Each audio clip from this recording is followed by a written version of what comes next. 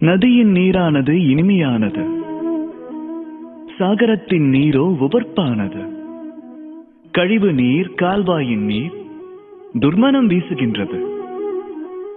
ஏன்?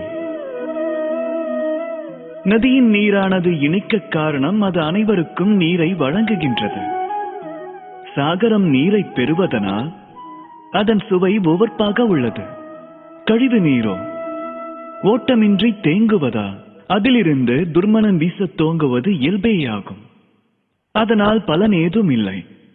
நமது வாழ்வின் நிகழ்வுகளையும் இவ்விதம் ஒப்பிடலாம். நதியைப் போன்றே வாழ்வில் பிறருக்கு வழங்க கற்றோமானால் நமது வாழ்வும் இனிமையானதாக மாறும். ஒருவேளை சாகரம் போல பகிர்ந்து அளிப்பதற்கு மாறாக மற்றவர்களிடமிருந்து பெற்று வந்தால் மனமதில் உவர்ப்பே நிலைக்கும்.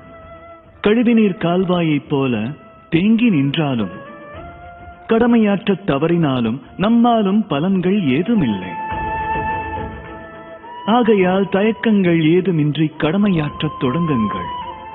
தம்மிடத்தில் உள்ளது யாதாயினும் அதனை இன்றே பகிர்ந்தளியுங்கள்.